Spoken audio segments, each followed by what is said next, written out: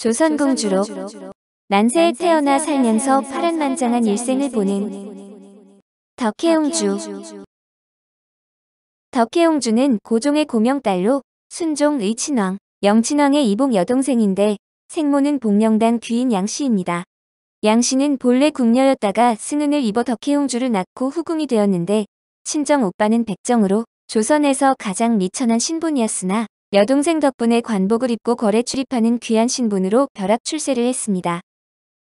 덕혜는 1921년에 이복 오빠 순종이 내려준 자코인데 그 이전에 따로 이름이 있었다는 기록이 없습니다.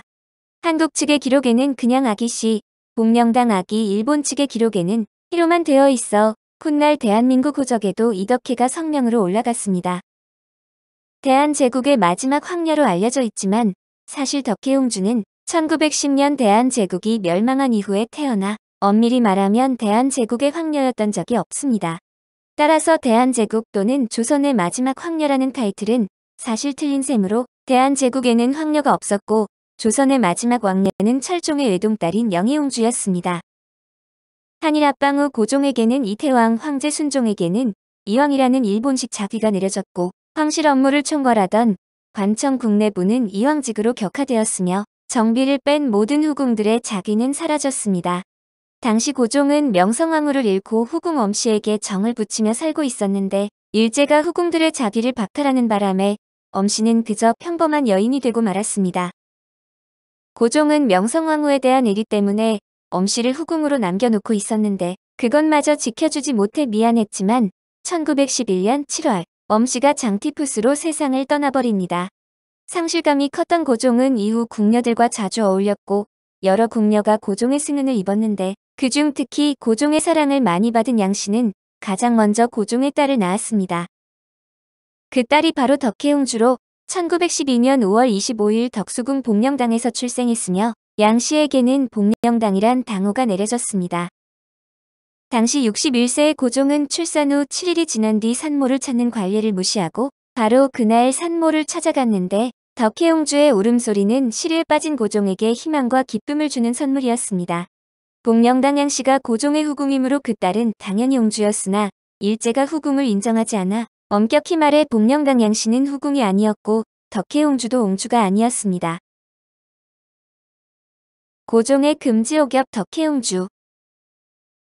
고종이 59세일 때 얻은 늦둥이이자 당시 유일한 고명딸이라 극진한 총애를 받으며 어린 시절을 보냈는데 총애에 대한 여러 일화가 있습니다. 고종의 아기였던 덕혜옹주를 보기 위해 입실했을 때 마침 유모 변복동 상궁은 누워서 덕혜옹주에게 젖을 물리고 있었다고 합니다. 변상궁은 일어나 예를 갖추려 하였지만 고종은 덕혜옹주가 놀라거나 울까봐 유모를 일어나지 못하게 했기 때문에 천하의 황제 폐하 앞에 누울 수 있는 것은 변유모뿐이라는 말이 돌 정도였습니다. 덕수궁에서 자라던 어린 시절에는 덕수궁의 꽃이라는 별명으로 불렸는데 조금 자라자 고종은 덕수궁 준명당에 황실 최초의 유치원을 만들기까지 했고 150m밖에 되지 않은 거리지만 가마를 타고 다니게 했습니다. 함께 다닌 원생들은 덕혜옹주와 또래인 사대부 가문의 딸들이었는데 모두 덕혜옹주에게 극존칭을 사용했으며 항상 시중을 들 궁녀들이 대기하고 있었다고 합니다. 사실상 덕혜옹주를 위한 유치원이었던 것인데 이 유치원의 원장은 교구치 사다코라는 일본인이었고 일본어로 아이들을 돌보았다고 합니다. 덕혜옹주는 어린 나이에도 신분 고하에 대한 이해가 빨랐던 모양으로 외삼촌인 양상관이 덕수궁에 입궐할 때마다 양상관이 온다고 하대를 했습니다. 또한 아기씨의 외가는 어디입니까? 라는 궁인들의 질문에 생모 귀인 양씨의 친정이 아니라 정모 명성황후의 친정인 죽동이라고 대답했다는 일화가 남아 있습니다. 전통적으로 왕의 자녀는 생모가 누구이건 간에 모두 왕후의 자녀로 간주되기도 해서 덕혜옹주가 자신을 황제의 딸이라고 의식하고 있던 것을 엿볼 수 있습니다. 그런데 덕혜옹주가 성장했는데도 일제는 황적에 올려주지 않아 고종이 직접 나서 데라우치 마사타케에게 덕혜옹주를 보여주며 이 아이가 바로 내 딸이다고 소개해 결국 황적에 올렸다는 일화가 있습니다. 이후 데라우치 마사타케가 조선 총독 관저로 돌아가 측근들에게 오늘은 멋지게 한 방 먹었다고 했다는데 유치원 졸업 후 덕혜옹주는 일본인 학교인 히노대 소학교에 입학했습니다. 일제가 덕혜옹주를 이황가의 호적에 올려주지 않은 이유에 대해 일제는 일부일처제 국가라 후궁들을 인정하지 않았고 후궁 소생들을 황실의 호적에 올리는 것이 내키지 않았다는 이야기가 있습니다. 그러나 이는 전혀 신뢰성이 없는데 역시 동아시아의 왕실들 중 하나인 일본 왕실도 후궁을 잔뜩 들이는 관습이 있었고 당시 천황인 메이지 덴노부터 고메이 덴노의 측실 나카야마 요시코 소생입니다. 차라리 일제가 대한제국 황실의 대를 끊으려고 했기 때문에 호적에 올리지 않았다는 주장이 차라리 더 신뢰성이 있습니다. 만약 덕혜옹주를 조선의 황녀로 인정하게 되면 다른 조선의 황족들까지 인정해야 하기 때문에 일본은 덕혜옹주를 황적에 올리는 것을 일부러 미루고 있었다는 추측이 가능합니다. 일본으로 가는 덕혜옹주. 당시 대한제국 황족들은 일본으로 끌려가 사실상 인질이 되었기 때문에 1925년 13살의 덕혜옹주는 일본으로 강제 유학을 가서 황족과 화족의 자녀들이 다니는 학교인 여자가쿠슈인에 편입학되었습니다. 영친왕 내외는 덕혜옹주가 아카사카 저택에서 지내며 학교에 통학하는 것을 희망했으나 일본의 반대로 옹주는 고향을 떠나자마자 가쿠슈인 기숙사에서 생활해야 했습니다. 이방자의 회고록에 따르면 기숙사에 입사하기 전 얼마간 잠시 영친왕과 본인이 덕혜옹주를 데리고 지냈었는데 마음이 참으로 아팠다고 합니다. 이때 함께 여자가쿠슈인에 다닌 동기들 중에는 메이지 덴노의 외손녀인 다케다 노미야 아야코와 기타시라 가와 노미야 사와코, 사가히로, 소마 유키카 등이 있습니다. 그중 유키카는 덕혜옹주를 안타깝게 여겼고 독살이 두려워 보온병에 담아온 물만 마신다는 말을 듣자 내가 덕혜님이라면 독립운동에 나섰을 텐데 당신은 왜 아무것도 하지 않나요? 라고 했답니다. 덕혜옹주는 이에 아무 대답도 하지 않았고 유키카는 독립운동 운운하는 발언 때문에 교무실로 불려가 교사들에게 쓸데없는 소리하지 말라며 꾸중을 들었다고 합니다. 한편 당시 가쿠슈인 학생들은 선생의 지시에 따라 덕혜옹주에게 토코에사마라는 존칭을 쓰며 예의를 갖추었다고 합니다. 그러나 일본에서 덕혜옹주는 내내 신경쇠약에 시달렸는데 1929년 5월 30일 어머니인 귀인 양씨가 끝내 유방암으로 사망하자 이때부터 처음으로 몽유병과 조현병 증세를 보였다고 합니다.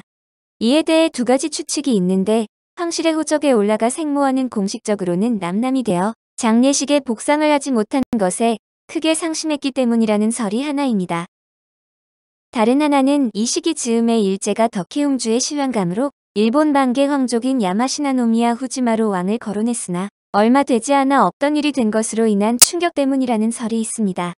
또한 아버지가 식혜를 먹고 얼마 안 있어 의문사한 뒤에 일본 사회에서 고립된 데다 평소 독살에 대한 공포를 호소하곤 했는데 이 역시 원인으로 작용했을 가능성이 있으며 올케이방자는 이렇게 기록하고 있습니다.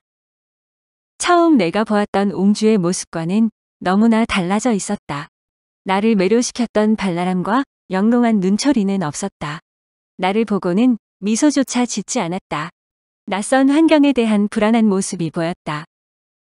그 후 여자가쿠슈인에 편입학하기까지의 아주 잠깐 동안 영친왕, 이방자와 함께 살았습니다. 영친왕 부부는 아직 어리고 여러 일로 충격이 컸을 덕혜옹주를 위해 자신들이 데리고 살며 보살피겠다고 했지만 일본은 거절하고 덕혜옹주를 학교 기숙사로 보냈다고 합니다. 영친왕은 자신에 이어 어린 여동생이 볼모로 끌려온 데 대해 매우 불쾌해하고 있었는데 오라비 내외가 데리고 있는 것조차 거부당한 것에 심하게 화가 나서 오랫동안 말도 거의 하지 않았다고 합니다. 덕혜옹주는 이미 10대 후반 때부터 정신병 증상이 시작되어 등교겁을 하는데 이후 올케이방자는 의사를 불러 덕혜옹주를 진찰하게 했는데 조현병 진단을 받았습니다. 덕혜옹주는 신경쇠약으로 등교거부 상태였지만 정신질환 진단을 받은 데다 혼담까지 오가고 있어 당시에는 여자가쿠슈인을 끝까지 다니지 못했고 학업을 마친 건 소 다케유키와 결혼한 이듬해인 1931년이었습니다. 덕혜옹주와 소 다케유키의 정략 결혼. 고종은 사실 덕혜옹주가 8세 때 황실시종 김왕진의 조카인 김장한과 약혼을 시켰는데 김왕진에게 아들이 없다고 하자 그럼 조카라도 달라고 해서 맺은 혼약이었다고 합니다. 그러나 고종이 세상을 뜬 후 약혼은 무효화되고 일본은 그녀를 일본 남성과 결혼시키려 했는데 영친왕과 이방자 부부는 자신들에 이어 어린 옹주를 희생양으로 삼으려 든다며 심하게 반대했다고 합니다. 특히 이 시기 이미 몽유병이나 신경쇠약을 비롯한 정신이상 증세를 보이던 덕혜옹주를 치료할 생각도 하지 않고 한창수가 공적을 높이려 결혼을 서둘러 진행해 어떻게든 혼담을 깨려 노력했지만 끝내 실패했습니다. 이방자의 기록에는 식사도 잘하시고 조금은 조리 있게 말할 수 있게 되어 무사히 결혼할 수 있게 되었다고 적혀 있는데 그 말은 증상은 지속되고 있으나 일시적으로 나았다는 뜻이 됩니다. 병세가 호전되는 듯 보이자 1931년 데이메이 황후에 의해 데이메이 황후의 욱박후죠. 미치자네를 후견인으로 두고 있던 대마도의 번주 출신인 소 다케유키 백작과 혼인을 합니다. 이방자의 회고에 따르면 덕혜옹주는 이 결혼을 좋아하지 않았다는데 민족 감정 때문인지 소 다케유키는 오랫동안 한국에서 애꾸 눈에 키가 작은 추남 꼽추라느니 덕혜옹주를 폭행했다는 루머에 시달렸습니다. 부부가 함께 촬영한 결혼사진에서도 소 다케유키를 지워버리고 덕혜옹주의 모습만 남겨 신문에 실었을 정도였습니다. 그러나 소 다케유키는 가쿠슈인 고등과를 졸업하고 도쿄 제국대학에서 영문학을 전공한 엘리트의 준수한 외모를 가진 명문가 자제로 부부 사이도 괜찮았다고 합니다. 신혼 때는 각종 행사에 부부 동반으로 참석하기도 했는데 대체로 덕혜옹주의 표정이 밝았다고 하며 한쪽 눈이 사시라 애꾸눈이라는 소문은 여기에서 기인한 것으로 보입니다. 여담으로 사진 속 덕혜옹주는 원치 않는 결혼 때문에 계속해서 오열했고 이 때문에 사진 속에서도 평상시와 다르게 많이 부은 모습을 볼 수 있습니다. 결혼한 지 1년쯤 후인 1932년 8월 14일 두 사람 사이에 마사에라는 딸이 태어났는데 한국식 이름으론 정혜입니다. 다케유키와 덕혜옹주 두 사람의 상애하에 자신의 이름 중 해자를 붙여 정혜라고 지었다고 전해지는데 소 다케유키는 아픈 아내 대신 마사에를 데리고 여러 번 조선 황족들의 가족 모임에 참석하기도 했다고 합니다. 덕혜옹주의 조현병 재발과 이혼. 마사에를 낳은 후 덕혜옹주의 조현병이 재발했고 부부 사이도 점점 파탄이 나는데 당시 정신병이라는 사실은 매우 부끄러운 일로 취급받았기 때문에 소 다케유키도 심정이 복잡다단했을 것으로 보입니다. 게다가 1945년 일제가 패망함에 따라 들어선 GHQ는 1947년 신적 강화를 통해 다이쇼 덴노의 직계 자손들만 남긴 채 나머지 반개 황족들과 화족들을 죄다 평민으로 강등시켰습니다. 소 다케유키와 덕혜옹주 역시 그에 따른 특권을 상실해 생계 유지가 어려워졌는데 넓은 저택에서 다소 좁은 곳으로 집을 옮기고 하인들도 다 내보내 마지막엔 하인이 한 명만 남았었다고 합니다. 결국 1946년 덕혜옹주는 남편에 의해 마취자와 도립정신병원에 입원하게 되었고 1951년 다케유키와 덕혜옹주의 결혼을 주선했던 데이메이 황후가 사망하고 1955년 덕혜옹주는 이혼을 당합니다. 이방자의 회고에 따르면 이 이혼은 다케유키와 영친왕, 이방자 세 사람의 논의 이후 결정된 합의 이혼으로 덕혜옹주가 정신질환자였기 때문에 오빠 부부인 영친왕, 이방자가 후견인으로 대신 협의해 주었습니다.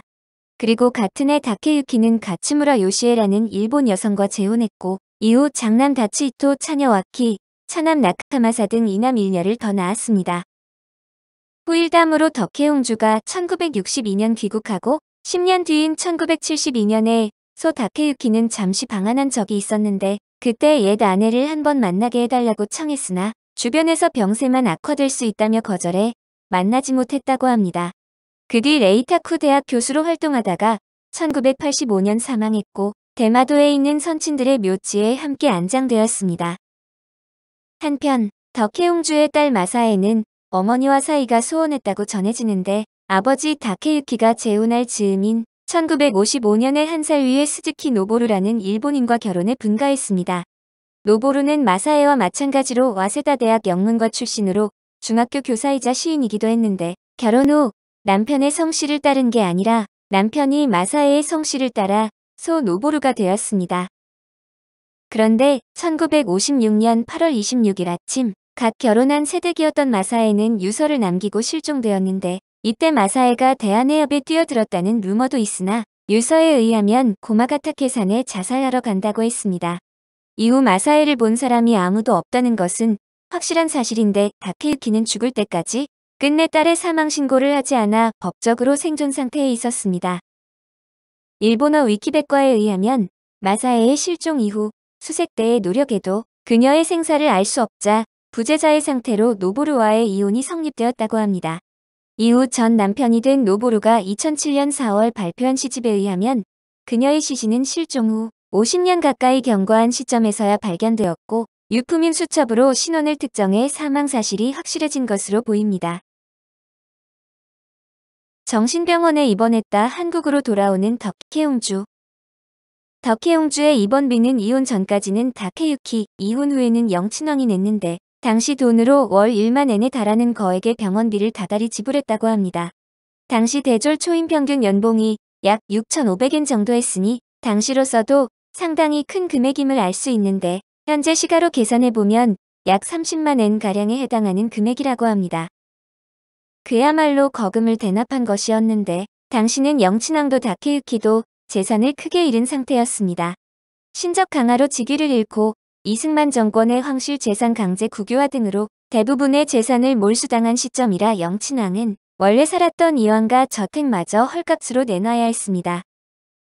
집세를 핑계로 참의원에서 공건물을 빌렸다고 서류에 쓰고 돈을 줄 정도로 빈털털이나 다름없는 상황이었는데 그 와중에 거액의 병원비를 내주고 있었던 것입니다. 더군다나 이 시대가 가족이라 해도 정신질 환자를 어떻게 대했는지를 알면 영친왕이 동생에게 정말 최선을 다했음을 알 수 있습니다. 1962년이 되어서야 덕혜옹주는 김장한의 형인 기자 김을한의 노력과 박정희 당시 국가재건 최고회의 의장의 결단으로 37년 만에 한국으로 돌아오게 됩니다. 김을한은 그녀의 귀국을 위해 박정희 당시 대통령 권한대행에게 어렵게 부탁해 국적을 회복시켜 귀국시키는 등 신경 써주었다는데 이때 박정희는 고종에게 딸이 있었느냐며 깜짝 놀랐다고 합니다. 5.16 군사정변으로 집권한 박정희는 한국이 공화국으로 확실히 기반을 잡아 옛 황족들이 이제 더 이상 정치적 위협이 되지 않을 거라고 판단해 일본인으로 귀화한 이건을 제외한 나머지 황족들에게 귀국을 허락했습니다. 덕혜옹주가 하네다 공항에서 한국행 비행기에 오르기 전 여자 가쿠슈인 재학 시절 동기들이 나와서 꽃을 들고 눈물을 흘리며 환송했습니다. 한편 덕혜옹주의 유모 변복동은 이때까지 살아있었는데 비행기가 김포국제공항에 착륙하자 상궁들과 함께 입국장 앞에서 큰 절을 올리며 연신 아기씨라 불렀으며 덕혜옹주의 초췌한 모습을 보고 통곡을 했습니다. 돌아온 덕혜옹주는 주변 사람들을 거의 알아보지 못했지만 창덕궁으로 돌아오자 옛 기억이 살아났는지 궁안을 돌아볼 때 연신 눈물을 흘렸다고 합니다.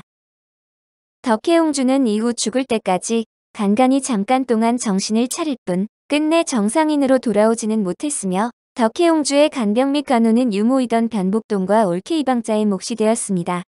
말년에 덕혜옹주가 잠깐 정신이 맑았을 때 썼다는 다음과 같은 글이 전해지는데 기억이 어느 정도는 남아 있었던 것 같습니다. 나는 낙선제에서 오래오래 살고 싶어요. 전하 비전하가 보고 싶습니다. 대한민국 우리나라. 이구 씨가 보고 싶어요. 이 글은 한국사전과 소설 덕혜옹주에서 소개되면서 많은 사람들을 울렸는데 이 글귀를 1983년 KBS가 처음 공개할 무렵에는 살고 싶어요 부분만 알려졌습니다. 이것이 살려달라는 뜻으로 왜곡이 되는 바람에 덕혜옹주가 낙선제에서 학대를 당한다는 소문이 돌기도 했다는데 텔레비전을 보거나 정신이 간혹 맑아지면 옛 상궁들과 화투를 즐기곤 했다고 합니다. 고종의 손자인 이석의 증언에 의하면 덕혜옹주는 복상궁이란 이름의 상궁의 시중을 받으며 살았다는데 면회를 가서 고모님하고 불렀지만 치매와 정신착란 때문에 아무 반응 없이 천장만 쳐다보고 있었다고 합니다. 1985년 전 남편 소 다케유키가 일본에서 사망했고 4년 후인 1989년 4월 21일 덕혜옹주도 76세를 일기로 창덕궁 수강제에서 사망합니다. 덕혜옹주는 후사가 없어 오빠인 의친왕의 종손인 이준 황손이 상주를 맡아 4월 25일 황실 가족장으로 연결식이 엄수되었으며 시신은 경기도 미금시 금곡동의 홍유릉 능역에 안장되었습니다. 대중매체에서는 덕혜옹주를 비롯한 황족들이 일본에서 차별받으며 어렵게 살았다고 흔히 묘사되지만 그녀는 아주 어린 시절부터 기모노를 입고 일본어를 쓰는 일본인이나 마찬가지였습니다. 당시 조선 왕실은 이황가라는 새 직함을 얻고 왕공족이란 신분에 편입해 일본 왕실 다음가는 부를 축적했는데 일본의 비호 아래 호화 생활을 마음껏 누리며 안온한 삶을 살았습니다. 더군다나 그 시절 상류층 여성들이 정략 결혼으로 인해 불행한 결혼 생활을 보내는 일도 허다했을 시절에 그녀의 남편으로 선택된 소 다케유키는 뛰어난 외모와 학식과 인격을 갖춘 신랑감이었습니다.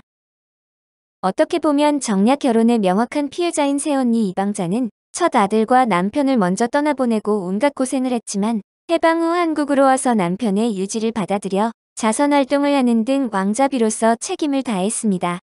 반면 덕혜옹주는 정신병을 앓기 전부터 일본인 동급생 유키카가 자기 안위 보전에만 집중했던 덕혜옹주의 행동에 의문을 표할 정도로 자신의 의무에 대해 전혀 자각하지 못하고 있었습니다. 반면 친일 논란이 없진 않지만 정신병 증세로 대외활동 자체가 드물어 영친왕만큼 친일 논란이 있진 않으며 오히려 일제에게 핍박당했다는 의견도 있습니다. 덕혜옹주는 말 그대로 수동적이고 평범한 그 시대의 보통 여성으로 미디어에서 마지막 왕녀라는 좋은 소재를 가진 덕혜옹주를 어떻게든 독립운동 및 애국과 연관지으려 하는 경우가 많았습니다. 매체로 이런 부분을 접했다. 실제 덕혜옹주의 삶을 알게 된 대중에게 괜히 애꿎은 눈칫밥을 먹게 된 측면이 있는데 덕혜옹주는 부마와 혼인해서 정치적으로 어떤 역할도 하지 않은 채 조용하게 살았습니다. 1990년 KBS 1-815 광복 특집극 왕조의 세월에서는 이주경이 연기했으며 1995년 극작가 정복근과 연출가 한태숙이 만든 연극 덕혜옹주에서는 윤석화가 연기를 했습니다. 1996년 MBC 815 특집 드라마 덕혜 마지막 황녀에서는 이혜숙이 연기했으며 2006년 일본 우지TV 드라마 무지개를 이은 왕비에서는 이혜림이 연기했습니다. 2007년 KBS 1 한국사전을 통해 덕혜옹주의 삶이 재조명되기도 했는데 재연 파트에서는 고종의 증손녀인 배우 이용이 연기했습니다. 2009년 소설가 권비영이 덕혜옹주의 삶을 소재로 한 소설을 내서 베스트셀러가 되었지만 2010년 표절 문제가 제기되었습니다. 2015년 광복 70주년 특집으로 뮤지컬 덕혜옹주가 초연됐는데 주연인 덕혜 정의 역을 맡은 문혜영이 직접 각본을 썼고 2015년에 크레용팝의 초아가 문혜영과 더블 캐스팅이 되어 공연을 했습니다. 2016년 3월 KBS 역사저널 그날 116화 세계 여성의 날 특집 3편에서 덕혜옹주의 삶에 대해 토론했습니다. 2016년 개봉한 영화 덕혜옹주에서는 배우 손예진이 연기했는데 덕혜옹주가 독립운동가였다는 역사적 사실과 무관한 내용이 들어가 역사 왜곡이라는 비판에 시달리기도 했습니다. 오늘 조선공주록은 조선공주록의 마지막으로 난세에 태어나 살면서 파란만장한 일생을 보낸 덕혜옹주였습니다.